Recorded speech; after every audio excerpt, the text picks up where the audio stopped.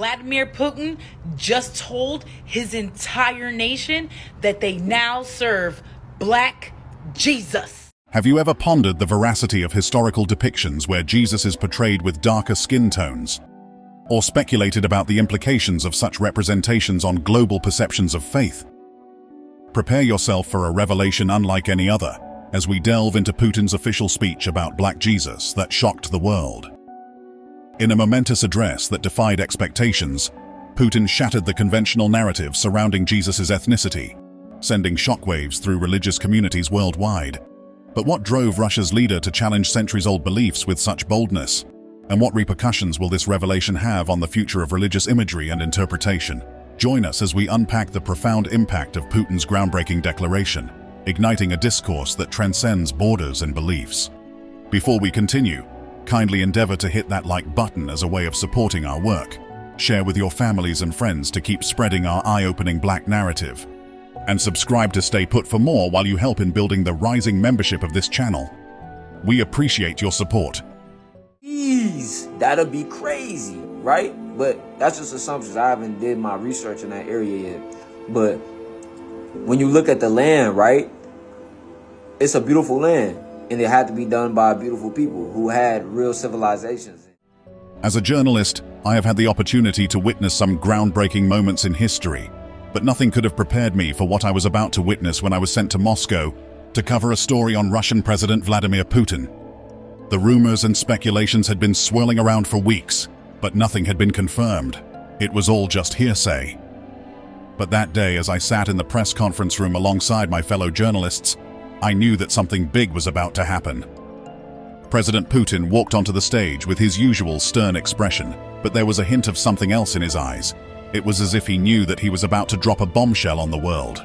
The room was silent, with everyone waiting in anticipation for the president's words. Putin began his speech. "I have always been a man of facts and evidence," Putin stated. "And today, I have something to share with the world that I believe will change everything." The whispers and murmurs in the room grew louder as Putin paused for a moment, almost as if he was calculating the impact of his next words. It is a well-known fact that people of different religions have different representations of Jesus Christ. While for some, he is a white man with blonde hair and blue eyes. For others, he is depicted as a person of color. But what if I tell you that neither of these depictions are accurate? The room erupted into chaos as everyone tried to process what they had just heard.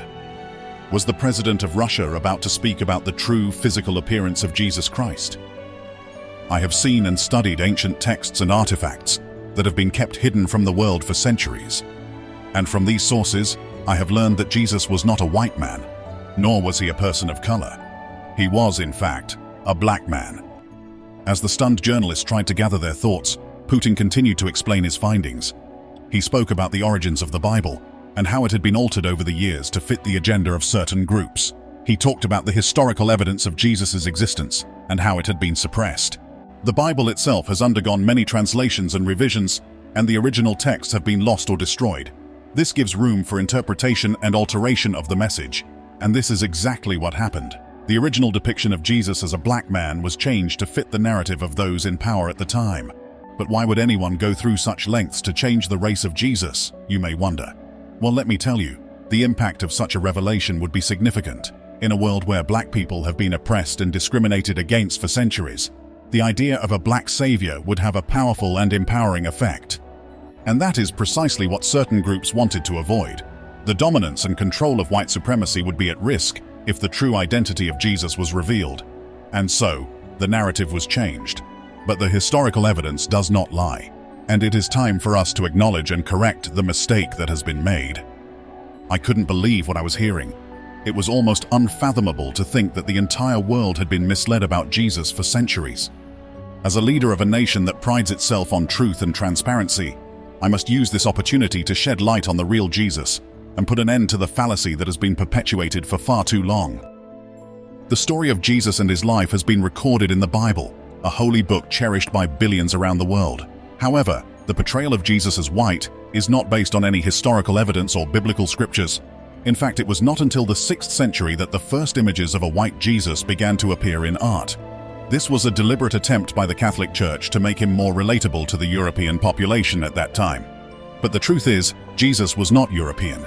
He was born in the Middle East in the region of Judea, which is now part of modern-day Palestine. This area is known for its hot, arid climate, and the people who lived there had dark complexions. Therefore, it is only logical to assume that Jesus, being a native of that region, would have had a similar physical appearance. Furthermore, the Bible itself describes Jesus as having skin like burnt bronze and hair like wool. These descriptions are in stark contrast to the popular portrayal of a white Jesus. In fact, many scholars and historians have pointed out that these descriptions align more with that of a person of African descent. But it's not just the Bible that supports the theory of Jesus being black. There is also historical evidence from the time period in which he lived. The Jewish historian Josephus, who lived in the 1st century and wrote extensively about the Jewish people, described Jesus as having a dusky complexion. Additionally, the Roman historian Publius Cornelius Tacitus also referred to Jesus as a man from Judea and noted that he had a disturbing effect on people. These historical accounts, along with the absence of any physical descriptions of Jesus in the Bible, further solidify the fact that Jesus was not a white man. He was a man of color, a man with dark skin and curly hair, a man who has been wrongly depicted for centuries. The idea of a black Jesus is not a new one. In fact, it has been depicted in artwork and literature dating back to the early Christian era. The Byzantine tradition, which flourished in the East, portrayed Jesus with dark skin and features that were more reflective of the people in that region. So why then do we continue to ignore this part of history and hold on to a whitewashed image of Jesus? Some may argue that the question of Jesus' appearance is irrelevant to our faith, but I beg to differ. The truth is that the portrayal of Jesus as a white man has had significant consequences for people of color. It has perpetuated the notion that whiteness is superior, while other races are inferior. It has created a false hierarchy that has been used to justify discrimination and oppression. Now, I know that this may be a hard truth for some to accept, but let me ask you this. Does the race of Jesus Christ really matter? Is it not the message and teachings of Jesus that are important? His message of love, peace, and forgiveness is what should transcend race and color. And by accepting the true identity of Jesus, we can move towards a more inclusive and accepting society. I understand that this revelation may also bring up questions about the authenticity of the Bible, but let me assure you, the Bible still holds great significance and value. It is a source of wisdom and guidance for many, regardless of its altered origins. As I conclude my speech, I want to emphasize that this is not about pointing fingers or placing blame. This is about acknowledging and accepting the truth, no matter how uncomfortable it may be. And with this new understanding of the identity of Jesus Christ, I hope that we can move towards a more unified and accepting world. Thank you. Also, did you know that God is black? The Most High God, the creator of the heavens and earth? Did you know that he was black? Oh, you think I'm capping, huh? You think I'm capping? I can get the scriptures. I'm about to pull the scriptures up right now. Putin's speech quickly gained traction around the world. Social media was abuzz with people sharing their thoughts and opinions. News outlets were scrambling to gather more information and perspectives on this controversial statement. And the general public, from all walks of life, were discussing and debating the president's words. Some of the initial comments from media sources were skeptical and dismissive, with one news anchor stating, "It's highly unlikely that Jesus was a black man. There is no evidence to support this claim, and it's important not to spread misinformation about such a sensitive topic." Another media outlet took a more diplomatic approach, with their reporter stating, "President Putin's statement has sparked a global debate and discussion on the depiction of Jesus in religious texts and art. It's interesting to see how this revelation will be received by different communities and how it will impact our understanding of Jesus." One religious scholar commented, "In my opinion, it is irrelevant what Jesus' race or skin color was. What matters is his message of love, compassion, and forgiveness. We should focus on spreading his teachings rather than getting caught up in debates about his physical appearance." But it wasn't just the shock factor of Putin's statement that caused a stir. It was also the fact that this was coming from a powerful leader in a country that has a history of being predominantly white. I couldn't help but wonder, why did Putin choose to make this statement?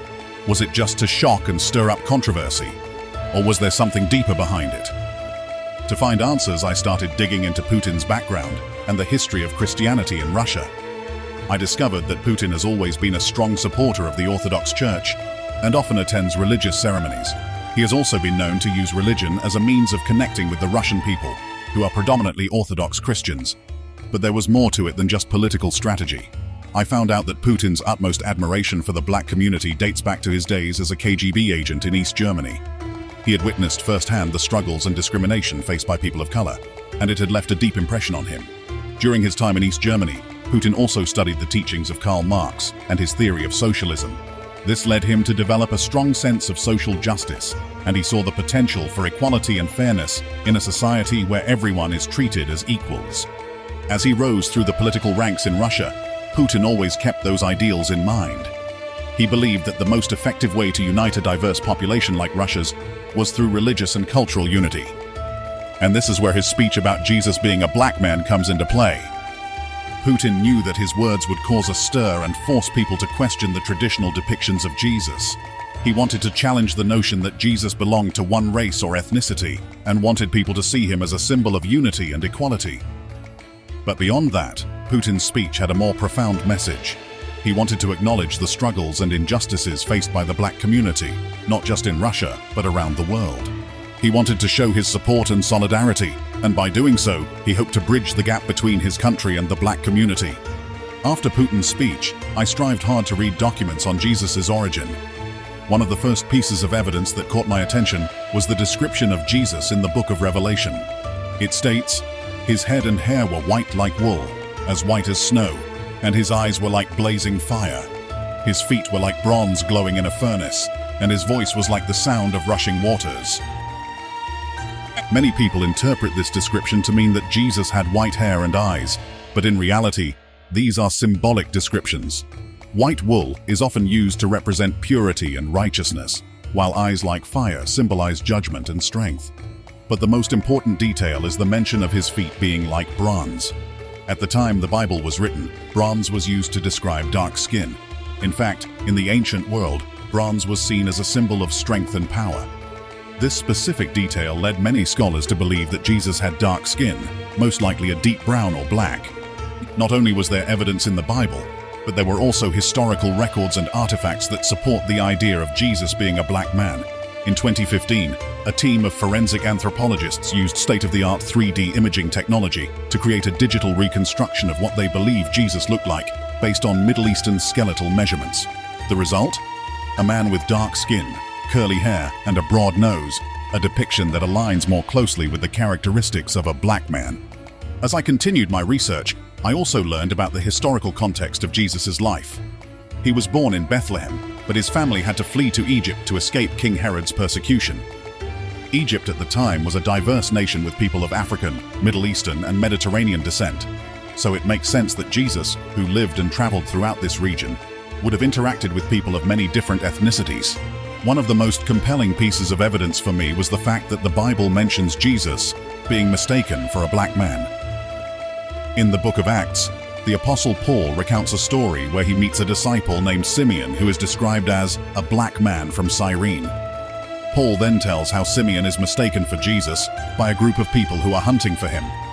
This incident suggests that Jesus must have had a similar physical appearance as Simeon, if they were easily mistaken for each other.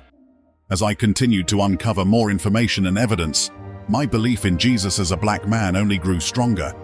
I shared my findings with friends and family, and while some were open to the idea, others were resistant to changing their long-held beliefs. It was a challenging journey, but it opened my eyes to the power of questioning and seeking the truth. Today, I proudly picture Jesus as a black man, a man who broke cultural and societal barriers to bring love, hope, and salvation to all of us, regardless of our race or ethnicity. I hope that one day, this truth will be widely accepted and taught, and that the image of Jesus will reflect the diversity and inclusivity of his message. Looking back, I realized that Putin's statement about Jesus being a black man was not just a political tactic or an attempt to stir up controversy. It was a genuine belief, fueled by his experiences and values, that he wanted to share with the world. In a time when the world is increasingly divided, Putin's speech served as a reminder that we are all one race, the human race. And it is up to us to embrace our differences and work towards a society where everyone is treated with equality and respect.